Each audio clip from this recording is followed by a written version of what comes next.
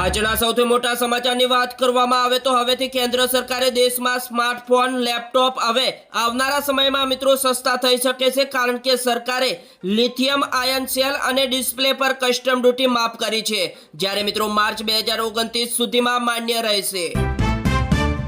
ઓમાનમાં દરિયામાં જહાજ ડૂબતા 2 ગુજરાતીઓના થયા મોત, જ્યારે બંને એન્જિન ફેલ થતા 14 ખલાસીઓ જીવ બચાવવા દરિયામાં કૂદ્યા હતા અને 12નું રેસ્ક્યુ કરવામાં આવ્યું। પાણીના ધસમસતા પ્રવાહમાં 2 ભાઈ સાથે કાર પણ તણાઈ, જ્યારે એકનો બચાવ કરવામાં આવ્યો અને એકનું થયું મોત। મિત્રો આજે 14 મૃતદેહ મળી આવ્યા અને મૃત્યુઆંક 40 થયો, જ્યારે સુરતની ખાડી મોતનો કૂવો બની। ભારત દેશમાં ચોમાસાના પ્રારંભે દિલ્હી, મહારાષ્ટ્ર, ગુજરાત, ઉત્તર પ્રદેશ, હરિયાણા, હિમાચલ અને ઉત્તરાખંડમાં ભારે વરસાદે તબાહી મચાવી છે। આ બાજુ દિલ્હીમાં 4 માળની ઇમારત ધરાશય થતા 3 લોકોના થયા મોત, જ્યારે મહારાષ્ટ્રમાં 3000 ગેસ સિલિન્ડર પાણીમાં વહી ગયા, જ્યારે મિત્રો સુરતમાં 2 દિવસમાં 400 મિલીમીટર વરસાદથી અબજો રૂપિયાનું નુકસાન થયું અને પહાડી રાજ્યોમાં ભૂસ્ખલનથી રસ્તાઓ પણ બંધ જોવા મળ્યા। મિત્રો આગળ સમાચાર જોતા પહેલા તમારા ભાઈના વિડીયોને પ્રેમથી એક લાઈક કરી દેજો અને ચેનલ ઉપર તમે નવા આવ્યા છો તો ચેનલને સબસ્ક્રાઇબ કરવા પણ વિનંતી। કર્ણાટકમાં નેશનલ હાઈવે ઉપર કાર અને ટ્રક વચ્ચે ભયંકર અકસ્માત જોવા મળ્યો, જ્યારે 7 લોકોના દર્દનાક મોત અને 2 લોકો ઈજાગ્રસ્ત જોવા મળ્યા।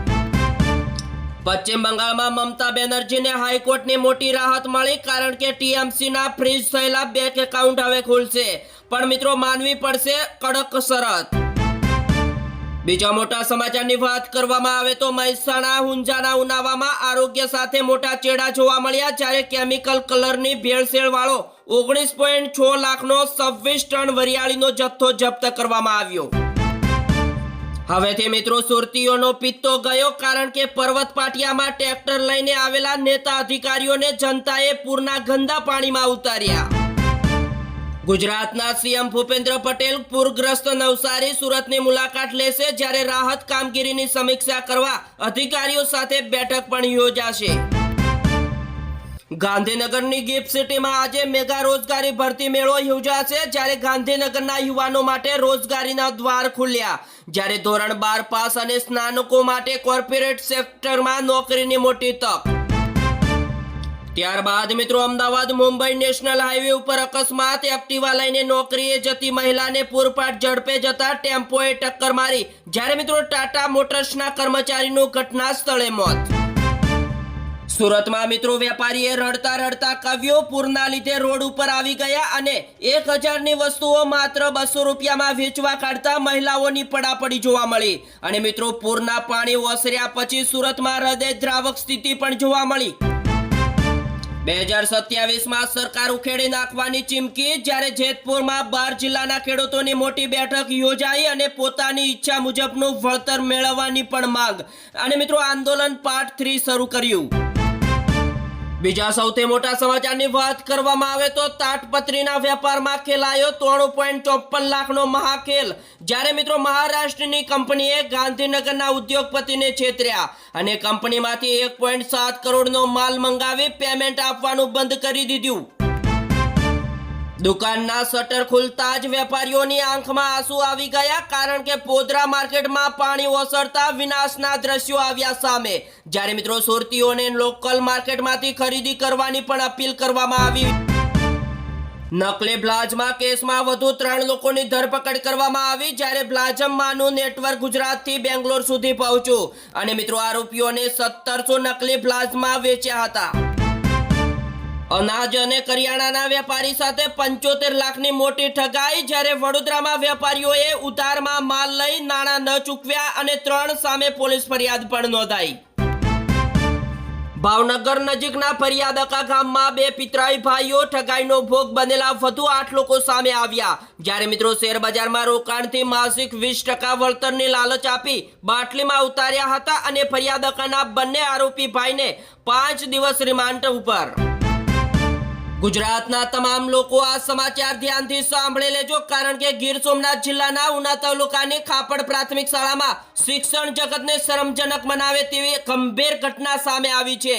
મિત્રો, વિદ્યાર્થી પાસે દારૂ મંગાવતા શિક્ષકની આખી સ્કૂલ પરેશાન જોવા મળી અને મિત્રો આચાર્યની લેખિત ફરિયાદની શિક્ષણ વિભાગમાં ખળભળાટ મચી ગયો અને મિત્રો અગાઉ પણ 2 વાર નશો કરેલી હાલતમાં પકડાયાના આક્ષેપ। સુરતમાં 3 માળનું એપાર્ટમેન્ટ અચાનક નમી ગયું, જ્યારે 50 લોકોના જીવ તાળવે ચોટ્યા અને ભારે નાસભાગ બાદ બિલ્ડિંગ ખાલી કરવામાં આવી।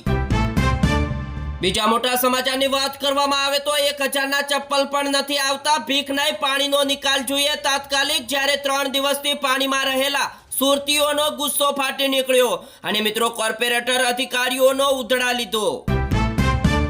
સુરતમાં શોર્ટકટથી રૂપિયા કમાવા સોફ્ટવેર એન્જિનિયર બન્યો ઠગ, જ્યારે ટેલિગ્રામ ઉપર જાળ બિછાવી ક્રિપ્ટોકરન્સી ટ્રેડિંગના નામે 73 લાખ રૂપિયાની છેતરપિંડી અને મિત્રો 2% કમિશન માટે બેંક ખાતું ભાડે આપ્યું હતું। અમદાવાદ એરપોર્ટ ઉપરથી 5 કિલો હાઇડ્રોપોનિક ગાંજો ઝડપાયો, જ્યારે બેંકોકથી ફ્લાઇટમાં આવતા યુવકની ધરપકડ કરવામાં આવી અને ટ્રોલી બેગમાંથી કાળા પ્લાસ્ટિકમાં વીંટેલા 5 પેકેટ મળી આવ્યા। હવેથી મિત્રો દેશમાં દર વર્ષે 5 લાખ માર્ગ અકસ્માત, 1.80 લાખ લોકોના મોત થયા, જ્યારે ગુજરાતમાં શરૂ થશે હાઇડ્રોજન કાર ટ્રાયલ અને નીતિન ગડકરીની મોટી જાહેરાત। ગાંધીનગર જિલ્લાના દહેગામ વાસીઓને જળબંબાકાર અને ગટરની સમસ્યામાંથી હવે મુક્તિ મળશે, કારણ કે કલેક્ટર દ્વારા આધુનિક સીવેજ પ્લાન્ટ અને વરસાદી લાઇન નાખવા ઓરડાને 8320 ચોરસ મીટર જમીન ફાળવાઈ। અમદાવાદમાં મિત્રો કોન્ટ્રાક્ટર કરતા તો 2 કર્મચારી રાખવા સસ્તા પડે, જ્યારે એએમસી વિવિધ કાર્યક્રમો માટે આમંત્રણ પત્રિકા ડિઝાઇન કરવા 60 લાખના ખર્ચ ઉપર બ્રેક। હવે મિત્રો અધિકારીઓ જવાબ ન આપી શક્યા। ત્યારબાદ મિત્રો રાજકોટમાં કાકા ભત્રીજા ઉપર 4 રાઉન્ડ ફાયરિંગ, જ્યારે બુલેટ રેસ કરતા ટોકતા મોટા ભાઈને બોલાવ્યો અને જાણ કરતા પિતાએ આવી ફાયરિંગ કરી નાખ્યું અને મિત્રો ભત્રીજાનું ઘટના સ્થળે જ મોત। બીજા મોટા સમાચારની વાત કરવામાં આવે તો સુરત શહેરના પોસ્ટ ગમાતા પાલ પોલીસ સ્ટેશન વિસ્તારમાં વોટ્સએપની મદદથી ચાલતા સેક્સ રેકેટનો મોટો પર્દાફાશ, જ્યારે મિત્રો ફોટો મોકલી ભાવતાલ નક્કી થતો અને બાદમાં હોટેલમાં યુવતી પહોંચી જતી। મિત્રો એક ઝડપાયો। હવેથી મિત્રો ડિગ્રી એન્જિનિયરિંગમાં પ્રવેશ માટે નવી મેરિટ યાદી જાહેર, જ્યારે નવા 1880 સહિત 47360 વિદ્યાર્થીઓનો સમાવેશ, જ્યારે મિત્રો બીજા રાઉન્ડ માટેની ચોઇસ ફિલિંગ 13 જુલાઈ સુધી ચાલશે। બીજા મોટા ખેડૂતો માટે સૌથી મહત્વના સમાચાર મળી આવ્યા, જ્યારે ખેડૂતોના ડેટા હવેથી રહેશે ફૂલ પ્રૂફ સુરક્ષિત અને મિત્રો કૃષિ વિભાગે બનાવી વિભાગીય ડેટા સમિતિ। હવેથી મિત્રો છેતરપિંડી અને ડેટા લીકેજ ઉપર લાગશે લગામ અને ખેડૂતોને સુરક્ષિત ડેટા રહેશે। દુકાનો તૂટવાથી રોજીરોટી છીનવાઈ ગઈ, હવે શું કરવાનું? પૈસા ભરીને અમે દુકાનો આપો, ધંધા વગર ક્યાં જઈશું? જ્યારે મિત્રો અમદાવાદમાં મોદી સ્ટેડિયમ પાસે 50 થી વધુ મિલકતો ઉપર જેસીબી ફરી વળ્યું। હવેથી મિત્રો અમદાવાદમાં નવી આરટીઓ કચેરીનું લોકાર્પણ, જ્યારે એઆઈ ટેસ્ટ ટ્રેકને સિગ્નલ વિન્ડો સિસ્ટમ પણ હશે અને GF+3 માળના અદ્યતન બિલ્ડિંગની પણ સુવિધા। મિત્રો આ સમાચાર ગુજરાતના તમામ લોકો ધ્યાનથી સાંભળી લેજો, કારણ કે રથયાત્રા પહેલા મેગા કોમ્બિંગ શરૂ થઈ ગયું છે, એટલે કે 35 અધિકારી 350 પોલીસ કર્મીને 29 ટીમ ત્રાટકી અને મિત્રો આરોપીઓ ઉપર બાજ નજર રાખવા માટે 8 ચેકપોસ્ટ ઉપર સઘન વાહન ચેકિંગ પણ કરવામાં આવશે। રાજકોટમાં પણ સુરતવાળી થવાની શક્યતા, જ્યારે ભારે વરસાદ પડે તો 87 રસ્તાઓ ઉપર જળબંબાકાર થઈ શકે। અમદાવાદીઓ મિત્રો આ સમાચાર ધ્યાનથી સાંભળી લેજો, કારણ કે હવે બિલાડીનું પણ રજીસ્ટ્રેશન જરૂરી છે, જ્યારે અમદાવાદમાં ઘરમાં બિલાડીઓ રાખતા લોકોએ ફોટો સાથે રજીસ્ટ્રેશન કરાવવું પડશે। ત્યારબાદ મિત્રો ગાર્મેન્ટ વેપારી ઉપર ફાયરિંગ કેસમાં વધુ ખુલાસા આવ્યા સામે, જ્યારે આરોપીઓએ 55,000માં પિસ્તોલ ખરીદી હત્યાનો પ્લાન બનાવ્યો અને સોશિયલ મીડિયા ઉપર સર્ચ કરી નકલી નંબર પ્લેટ બનાવી હતી। દરેક મિત્રો આ સમાચાર ધ્યાનથી સાંભળી લેજો, કારણ કે ગુજરાત ઉપર છેલ્લા કેટલાક દિવસોથી વરસાદની એક સાથે 5 સિસ્ટમ સક્રિય હોવાથી મેઘરાજાએ મિત્રો સુરત, નવસારી, ગીર સોમનાથ સહિતના જિલ્લાઓને ધરમોળ્યા છે, જ્યારે રાજ્યમાં હવે મિત્રો વરસાદનું જોર ઘટ્યું છે, જ્યારે સવારથી માત્ર 2 તાલુકામાં વરસાદ જોવા મળ્યો અને 7 દિવસ હળવાથી મધ્યમ વરસાદની મોટી આગાહી જોવા મળી છે। મિત્રો અત્યાર સુધીમાં 9% ઓછો વરસાદ પણ નોંધાયો। હવેથી મિત્રો ડેટા સેન્ટર ક્ષેત્રે ગુજરાત બનશે દેશનું પાવર હાઉસ। જ્યારે ગાંધીનગરમાં મુખ્યમંત્રીએ વિકસિત ગુજરાત ડેટા સેન્ટર પોલિસી 2026 થી લઈને 2029 સુધી લોન્ચ કરી અને મિત્રો 6 લાખ કરોડના રોકાણની સંભાવના પણ રહેલી છે।